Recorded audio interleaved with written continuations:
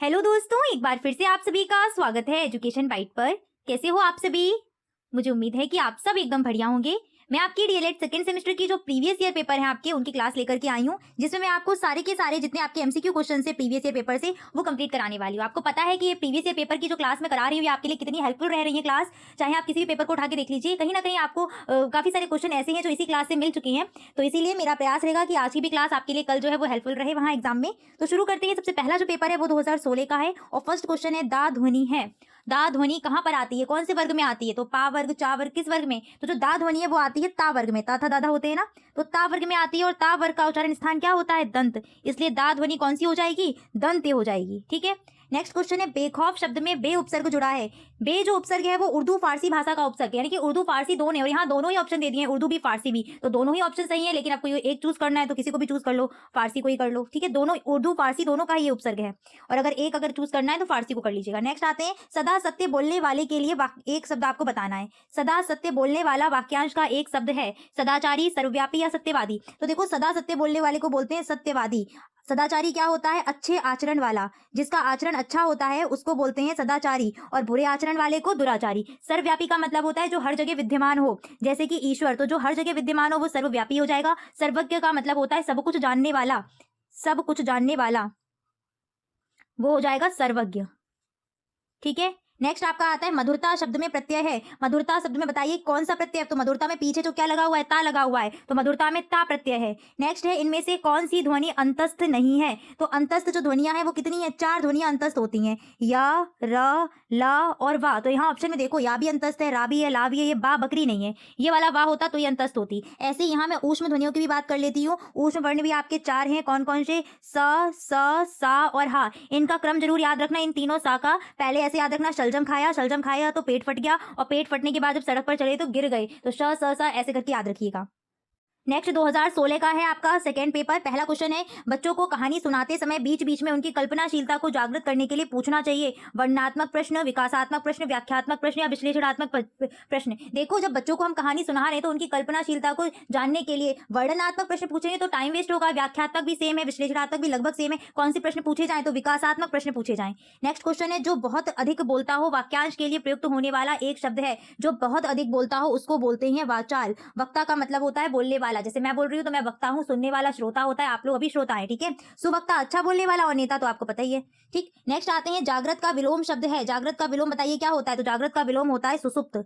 बा ऑप्शन सही रहेगा। थर्ड क्वेश्चन है सजग का पर्यायवाची नहीं है। नहीं वाले क्वेश्चन पे बहुत ध्यान दीजिएगा। सजग का मतलब होता है कि सजग यानी कि जो क्या रहे? चौकन्ना रहे। तो सजग का जो पर्यायवाची वो चौकन्ना हो जाएगा, चौकस हो जाएगा, सचेत हो जाएगा, सावधान हो जाएगा, पहरेदार नहीं होगा। कौन सा ऑप्शन हो जाएगा? सा ऑप्शन सही हो जाएगा। नेक्स्ट क्वेश्चन है महाकवि शब्द में प्रयुक्त समास है। महाकवि शब्द में कौन सा समास प्रयोग हुआ है? तो महाकवि को जब आप तोड़ेंगे तो इसका मतलब निकलेगा महान है जो कवि। महान है जो कवि। कौन सा समास? तो इसमें है कर्मधारय समास। कर्मधारय समास में कौन सा पद प्रधान होता है? तो कर्मधारय समास चूंकि तत्पुरुष का ही एग्जाम्पल है, इसलिए सॉरी एग्जाम्पल कह रही हूँ, भेद है, इसीलिए इसमें कौन सा पद प्रधान होगा? उत्तर पद प्रधान होता है। अव्ययी भाव समास में कौन सा पद प्रधान होता है? तो अव्ययी भाव समास में प्रथम पद प्रधान होता है। प्रधानता पूछी जाती है इसीलिए मैं बता रही हूँ जानबूझ के। अव्ययी भाव में कौन सा पद प्रधान? प्रथम पद प्रधान। तत्पुरुष में कौन सा पद प्रधान? तो उत्तर पद प्रधान होता है तत्पुरुष में। ठीक है।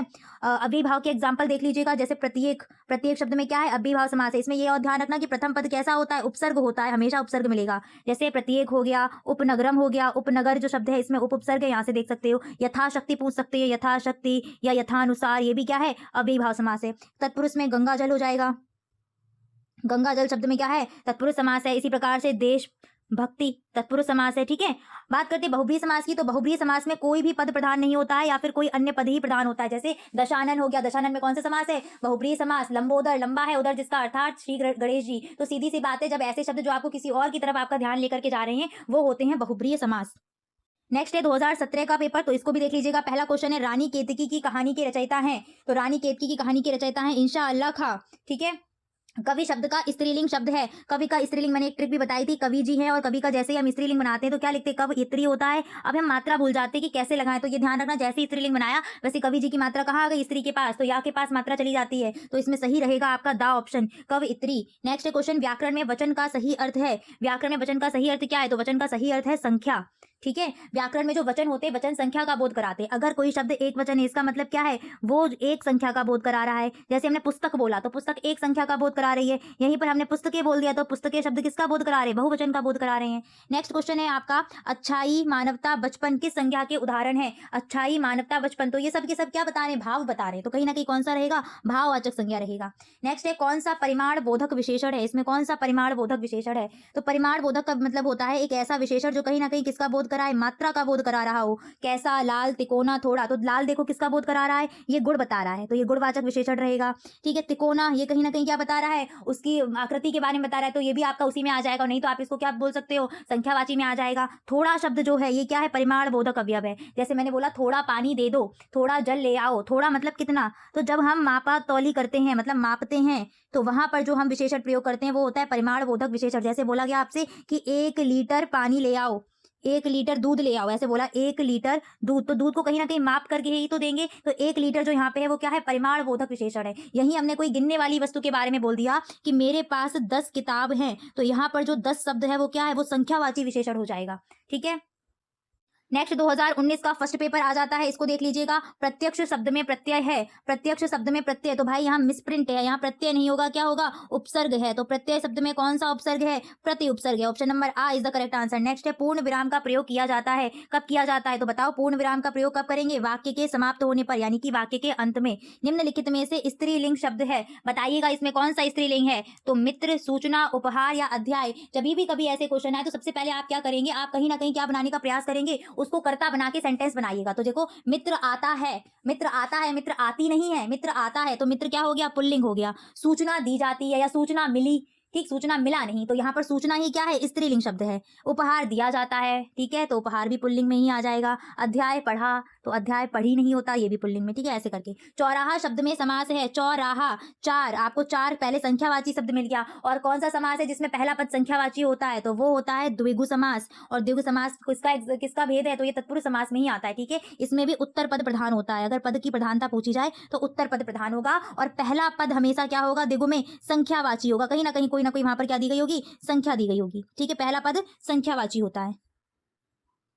नेक्स्ट क्वेश्चन है आपका, कोई खड़ा है, इस वाक्य में प्रयुक्त कोई किस प्रकार का सर्वनाम है। कोई खड़ा है, तो कोई क्या है यहाँ पर, निश्चयवाचक, प्रश्नवाचक, निजवाचक या अनिश्चयवाचक। तो बताओ कोई खड़ा है, कौन है, हमें नहीं पता, बोध नहीं हो रहा है, किसी निश्चितता का बोध नहीं हो रहा, तो कौन सा सर्वनाम है, अनिश्चयवाचक सर्वनाम है। निश्चयवाचक क्या होता है, जो निश्चितता का बोध कराते हैं। जैसे यह मेरा घर है, तो यह शब्द क्या हो जाएगा, निश्चयवाचक सर्वनाम। या फिर ये हो जाए, ये मेरी किताबें हैं, वे तुम्हारी पेंसिल हैं, तो ये, वे, वह, ये सब क्या है, निश्चयवाचक। निजवाचक में कौन कौन से आते हैं, जो स्वयं का बोध कराए। जैसे मैंने अपना काम स्वयं किया, मैंने अपना काम खुद किया, मैंने अपना काम अपने आप किया, या उसने अपना काम अपने आप किया। ये जो शब्द हैं ये क्या है, ये निजवाचक सर्वनाम है। ठीक है। और प्रश्नवाचक तो प्रश्न पूछने का कराते हैं, जैसे तुम कहाँ जा रहे हो, ठीक, तो ये कहाँ वर्ड क्या हो गया, प्रश्नवाचक विशेष सर्वनाम हो गया। ठीक है, आगे बढ़ते हैं। नेक्स्ट है 2016 का सेकेंड पेपर, और पहला क्वेश्चन इसमें आया हुआ है, कवि शब्द का स्त्रीलिंग है। तो कवि शब्द का स्त्रीलिंग क्या हो जाएगा, कवयित्री। जब भी कभी वर्तनी संबंधी क्वेश्चन आए तो उनको पहले आप अलग पेपर पर या पीछे लिख लिया करो, उसके बाद आके ऑप्शन में मैच किया करो। अगर आप डायरेक्ट ऑप्शन देखने लगे तो कहीं ना कहीं आप कंफ्यूज हो जाओगे। तो बताओ कहां पर है,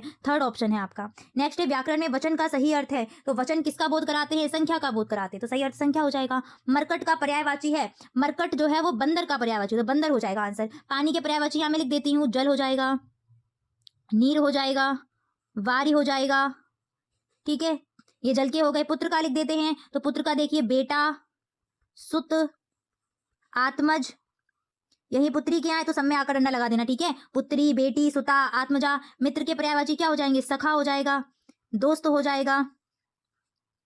बंदर के पर्यायवाची एक और लिख लो, कपि हो जाएगा, वानर हो जाएगा।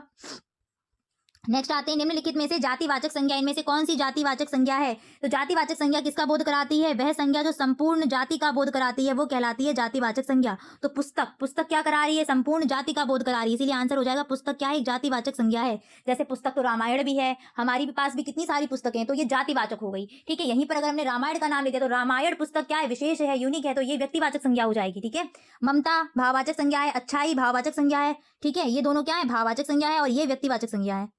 ठीक है। नेक्स्ट आते हैं फ का उच्चारण स्थान है, फ किस वर्ग में आता है, फ आता है पा वर्ग में, और पा वर्ग का उच्चारण स्थान क्या होता है, ओष्ठ होता है, इसलिए फ का उच्चारण क्या हो जाएगा, ओष्ठ हो जाएगा। नेक्स्ट 2020 का क्वेश्चन पेपर है, काव्य को कितने भागों में बांटा जाता है, दृश्य काव्य श्रव्य काव्य, तो दोनों ही है, तो आंसर हो जाएगा सा ऑप्शन, आ बाबा दोनों। नेक्स्ट है पठन का अर्थ है सस्वर वाचन, मौन वाचन, आ तथा बा दोनों या इनमें से कोई नहीं, तो पठन भी दो प्रकार का होता है, सस्वर भी आएगा मौन भी आ जाएगा, तो आपका आंसर होगा सा ऑप्शन, आ तथा बा दोनों। मौन वाचन का उद्देश्य है वाचन गति का विकास करना, तो भाई ये भी है।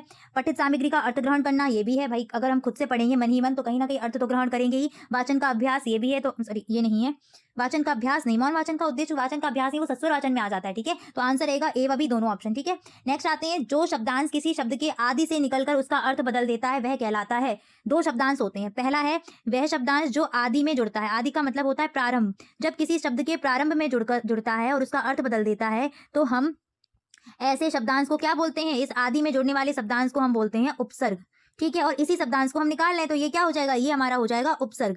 इसी के अपोजिट है कि वह शब्दांश जो किसी शब्द के अंत में जुड़ता है, शब्द और इस शब्द के अंत में कोई शब्दांश अगर जोड़ा जाता है तो ये अंत में जुड़ने वाला शब्दांश क्या कहलाता है, प्रत्यय कहलाता है। फॉर एग्जाम्पल मैं आपको दो एग्जाम्पल भी यहाँ पर दे रही हूँ, मैंने बोला अभिमान, ठीक है, तो यहाँ पर अभी क्या है, अभी उपसर्ग है। यही यहाँ पर मैंने बोला महानता, महानता, तो ता जो पीछे जुड़ा ये क्या है, ये प्रत्यय है, तो पीछे जुड़ने वाला अंत में जुड़ने वाला क्या होता है, प्रत्यय होता है, और शुरुआत में जुड़ने वाला प्रारंभ में जुड़ने वाला उपसर्ग होता है। संज्ञा के स्थान पर प्रयुक्त होने वाले शब्द कहलाते हैं, संज्ञा के स्थान पर प्रयुक्त होने वाले शब्द सर्वनाम कहलाते हैं। नेक्स्ट 2022 का पेपर है आपका, किस प्रणाली से छात्रों में सक्रियता बनी रहती है, प्रश्नोत्तर, अभिनय, गीत, यहाँ गीत होगा, ठीक है, गीत और व्याख्या, तो इनमें कहीं ना कहीं बच्चे निष्क्रिय हो जाएंगे, प्रश्नोत्तर में सक्रिय रहेंगे, प्रश्नोत्तर में सबसे ज्यादा सक्रिय रहेंगे, ठीक है, अभिनय में भी रहते हैं बट अभिनय में सारे छात्र नहीं रहते हैं। जागृत का विलोम है तो जागृत का विलोम सुसुप्त हो जाएगा। निम्नलिखित में से जातिवाचक संज्ञा रिपीट हो रहा है, क्वेश्चन देख पा रहे हो, जागृत वाला भी रिपीट हुआ, जातिवाचक वाला भी, तो जातिवाचक संज्ञा कौन सी है, इसमें पुस्तक जातिवाचक संज्ञा है, ठीक है। बच्चों की शिक्षा ग्रहण करने में के मार्ग में बाधक होने वाला भाव है, तो बाधा कौन डालता है, संकोच भी डालता है, झिझक भी, शर्मीला स्वभाव भी, तो हो जाएगा उपर्युक्त सभी डी ऑप्शन। भूतकाल के कितने भेद हैं, भूतकाल के 6 भेद होते हैं, कितने भेद होते हैं, 6 भेद होते हैं। कौन कौन से भाई भेद होते हैं, तो पूर्ण भूतकाल होता है, अपूर्ण भूतकाल होता है, इसके बाद सामान्य भूतकाल होता है, ठीक है, आसन्न भूतकाल होता है, संदिग्ध भूतकाल होता है, संदिग्ध, और नेक्स्ट आपका लास्ट रह गया हेतु हेतु मद, हेतु मद भूतकाल, तो ये आपके 6 भूतकाल होते हैं, ठीक है। तो यहीं पर आपका 2022 का भी पेपर कंप्लीट हो गया है। 2022 तक के पेपर आपने देख लिए, 2023 का पेपर देख लेते हैं। इसमें जो पहला क्वेश्चन है वो है लिपि विकास का प्रथम सोपान है, यानी कि जब लिपि का विकास हुआ उसका पहला सोपान क्या होगा, तो चित्रलिपि हो जाएगा, यानी कि यहाँ पर जो थर्ड ऑप्शन है बिल्कुल ठीक हो जाएगा। नेक्स्ट क्वेश्चन है कि पर्वत शब्द का समानार्थी शब्द पूछा गया है यहाँ पर, तो पर्वत शब्द का जो समानार्थी शब्द है वो नग हो जाएगा, यानी कि सी ऑप्शन बिल्कुल ठीक हो जाएगा। नेक्स्ट क्वेश्चन है कि अल्प प्राण ध्वनि नहीं है, का, खा, गा और बा, इसमें से अल्प प्राण ध्वनि कौन सी नहीं है, तो जो खा है वो अल्प प्राण ध्वनि नहीं है, ठीक है। नेक्स्ट क्वेश्चन हो जाएगा कि अन तथा आहा वर्ण कहलाते हैं, तो ये वर्ण क्या कहलाते हैं, तो ये वर्ण कहलाते हैं अयोग बा, क्या कहलाते हैं, तो अयोग बा। नेक्स्ट क्वेश्चन है कि कमायनी के लेखक कौन है, तो कमायनी के लेखक है जयशंकर प्रसाद, काफी फेमस, तो याद रखना कि कमायनी के लेखक हो जाएंगे जयशंकर प्रसाद। अब हम बात कर लेते हैं 2025 के पेपर की। 2025 में जो पहला प्रश्न आया था वो था कि रानी केतकी की कहानी के रचयिता कौन है, तो रानी केतकी की जो कहानी थी इसके लेखक थे इंसा अल्लाह खां। किसने लिखी थी, तो इंसा अल्लाह खां ने ये लिखी थी रानी केतकी की कहानी। नेक्स्ट क्वेश्चन है कि उच्चारण शिक्षण पर सर्वाधिक उपयुक्त समय कौन सा होता है, तो उच्चारण शिक्षण के लिए सर्वाधिक उपयुक्त समय जो होता है वो होता है आपका प्राथमिक स्तर पर, यानी कि छोटे बच्चे जो होते हैं उसी समय आप अच्छे से उच्चारण उन्हें सिखा सकते हैं।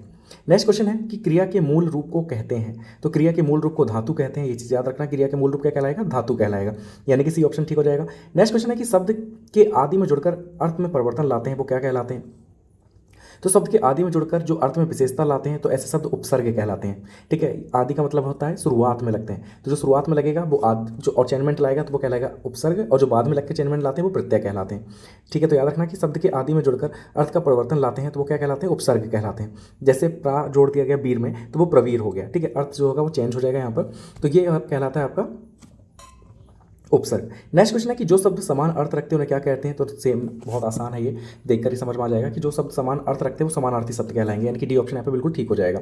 तो इसी के साथ आपके जितने भी पेपर थे हिंदी के अभी तक जो हुए थे 2016 से सारे कंप्लीट हो गए। जो भी क्वेश्चन इस बार भी आएगा सेम रिपीट होने के चांस बहुत ज़्यादा है, क्योंकि जो सेकंड सेमेस्टर के पेपर चल रहे हैं उसमें जो MCQ हैं सारे रिपीट हो रहे हैं, तो यहाँ पर भी रिपीट होने के चांस बहुत ज़्यादा है। तो अच्छे से देख लो इस वीडियो को, और जो भी क्वेश्चन टफ लगता है तो उसे अच्छे से याद कर लेना। तो मिलते हैं फिर नेक्स्ट वीडियो में नेक्स्ट पेपर के साथ। Thank you so much for watching this video.